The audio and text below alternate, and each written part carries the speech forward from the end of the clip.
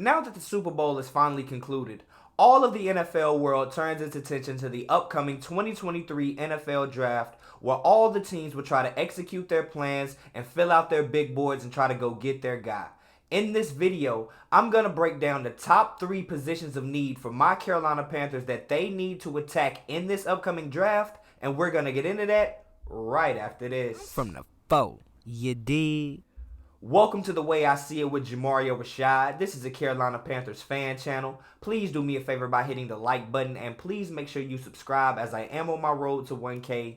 Trying to get this channel monetized. Now that that's out of the way, let's go ahead and get to these positional breakdowns. Now, the first position that I want to talk about, and I need to mention that these are in no particular order except for the last one, which is of course the most important. First, I am going to start with the need for us to go out and draft an effective pass-catching tight end. Now, why do I say that? Now, in 2022, the Carolina Panthers were second to the last in the league in receiving yards by a tight end, meaning Ian Thomas, Tommy Trumbull, Stephen Sullivan, whoever we put out there on the field was not a good enough passing option or a effective enough pass-catching threat to be any type of effective player in this offense. Now, to speak to our starter more specifically, in 5 seasons in the NFL, Ian Thomas has only caught has only gotten up to 999 yards total receiving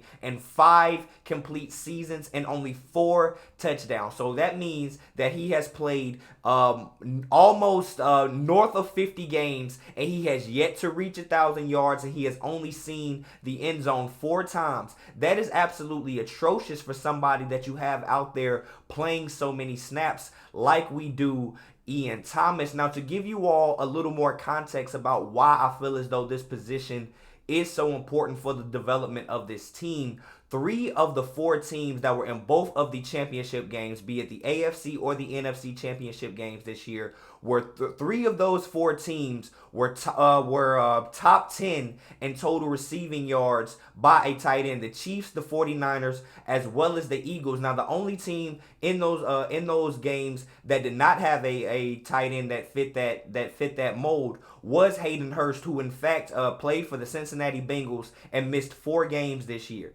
Now, he had 54 catches alone while missing 4 games with 414 yards. All of the Carolina Panthers tight ends combined had 42 catches for 517 yards. So Hayden Hurst almost outplayed him all by himself while we used a stable of 3 tight ends. I do not give a damn about how much people want to praise this guy's ability to block. In the more modern, nowadays NFL, you need a guy that is able to catch passes from that position, be utilized in the middle of the field, and be an effective weapon for a QB that just needs a check down or a quick read. He needs his guy to be open, and we do not currently have anybody that fits that mold on this team. Ian Thomas, although he has received a contract extension, I would not mind at all if we just eat the money for cutting him and we attack and we make sure that we go out and we get a tight end in these first three rounds. Preferably, as you see in my thumbnail, I want Dalton Kincaid out of Utah. That would be my preference. But if we could get any of the top 3 guys, be it Darnell Washington, Dalton, any of these guys, I would be very happy, because any and all of them will show to be better than Ian Thomas in due time. So with that being said, that is why I believe we need to go out and we need to attack a tight end, or go out and get a tight end in this draft. Now, to move forward, we are going to talk about our defensive end or edge position when it comes to our defense, the guys that line up on the exterior of that defensive line. Now, for context, in 2022, the Carolina Panthers were 26 overall in sacks by a complete defense for the entirety of the team, for the entirety of the year, with just 35. They were 14th in the league by sacks by a defensive end with just 24. Now that shows that we're outside of the top 10. We're just middle of the pack, nothing special, not the best, not the worst. But Brian Burns, our lone Pro Bowler on this defense, was the only defensive end, or the only player overall on the defense that had 10 plus sacks, getting 12 and a half this year. And the next closest defensive end was actually a backup to the opposite to the defensive end opposite of Brian Burns, and that defensive end was Marquise Haynes, who actually came in and got 5 sacks, playing less than half of the defensive snaps, maybe more so around 40 all year. Now the guy that we actually have out there, and the guy that you see standing or not standing, just in the graphic next to me, be it Yetur Gross-Matos, this guy played in all 17 games this year, started in all 17 of those games, and was only able to get 2.5 sacks while playing 70 plus of the defensive snaps. And like I said, 17 games. That just shows how inefficient and how unbalanced this line is in terms of a pass rush attack, as opposed to when we had Hassan Reddick in that spot last year, and we had two guys that could equally get to the quarterback in an effective manner. With that being downgraded to Yetur Gross-Matos this year, that just showed just tremendously how much we need to go out and prioritize an edge position in this draft. Now, to give you all a little more context, just like I did on the tight ends, three of the four teams in the championship games, be it the AFC or the NFC championship games, were top 4, not top 10, not top 5. They were top 4 in sacks by a defensive end, and that can be looked at as a direct correlation or a big reason why they were able to make it to these championship games, the Eagles, the Chiefs, as well as the 49ers. So if my Carolina Panthers wants to put themselves into contention like those other 4 teams or those other 3 teams that I just mentioned, we need to get us a guy opposite of Brian Burns that can bring the pressure and ensure that we are able to that we are not putting so much pressure on our secondary, on our still very young secondary, to cover more than they have to, and we could get home on the QB a lot more often. As you can see in my thumbnail, I would love it if we could go out and get KJ Henry from Clemson and be at the 2nd or 3rd round if he is available. I am not a draft guru, but in a perfect world, I would love to see him added to this team to be a pass rusher alongside of Brian Burns. Now I am going to move on to the position that I'm sure everybody listening to this video wants to hear about, and that is the quarterback position. Now, since 2020, just 2 short years ago, the Carolina Panthers have started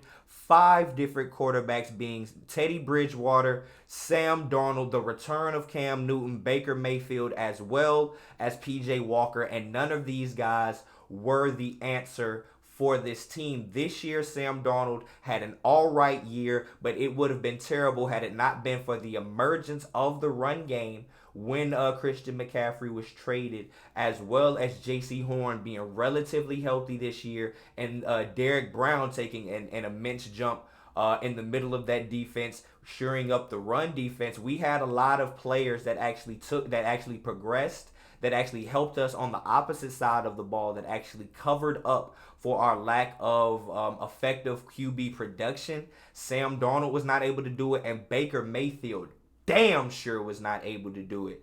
So with that being said, man, in 2022, we were 28th in total passing yards. That is 28 out of 32 total teams. We were the 4th worst in total passing yards, and we were tied for the 3rd worst in total receiving yards at only 16 a game. So if you average that out with 17 games played and only 16 receiving touchdowns, that's just a tick less than 1 a game, which is just absolutely atrocious for an NFL offense. And most of that can be contributed or attributed to the fact that we did not have an effective trigger man behind center that is able to read and react, make quality decisions, and just use his arm and or his physical traits to be able to keep the offense on the field and make plays with either with his legs or preferably with his arm. Nobody that we have had on this team in the last 2 to 3 years has been able to do that. Now, the Carolina Panthers have drafted in the top 10 of the NFL draft in 3 of the last 4 drafts. In the last 3 drafts, and in this upcoming draft in 2023, this will be 4 out of 4 years that we have picked in the top 10 of this draft, and we have not been able to select a quarterback yet. Not at all. All of the names who I'm not going to list because that would only bring dread to me and I imagine you. All of the QBs that we have watched go past and not either moved up or just pulled the trigger to draft them. Mainly and most infamously right now because it is most recently with Justin Fields. There's a list of those guys with Frank Reich and the new staff. Ero Evero, all of the guys that he's brought in on the defense. Deuce Staley coming in and being the running back coach. The still yet to be named offensive coordinator. This new influx of a proven NFL Super Bowl winning staff. Even if we do not go out and get a quarterback this year, I find it hard to believe that we will ever be in a position, or over the next few years, we will not be in a position to be drafting in the top 10. So if we choose to do this any other year after this, the draft capital that it would cost us to be able to move up from, let's say, 17 to 22 would cost us tremendously more than what it would take to move up from number 9 to, let's say, 2 to like 3 or 5, something like that. It wouldn't take as much draft capital, and we would not have to invest as much of the future of this team into going and getting our guy this year, which I know is a big issue for a lot of people when it comes to this topic. Me, I don't really care. I say if we got to go get our guy, and I really don't care what it takes to get him, but I'm just trying to smooth this over on all fronts of this. So, with that being said, man, I don't know what like the plan would be if we don't go and get the guy this year. The quarterback is the most needed position on this team. We have been very defense heavy over our last 3 drafts with Scott Fitterer and the former coach who shall not be named because he's an ass and he doesn't deserve to be mentioned anymore. They did a pretty good job of drafting defensive talent in the early rounds, but that has done nothing to move us forward on the offensive side of the ball, which is where you need to be able to shine in order to be prosperous in this modern day NFL. So with that being said, man, what do you all think about this breakdown? What do you think that do you all think that there was a position that I didn't mention? Is there one that I may have been maybe in a little bit too hard on? Whatever your thoughts are, man, you be sure to leave your comments down below and I will get back to you. And with that being said, I'm Jamario Rashad. This is the way I see it, and I'm out. Peace.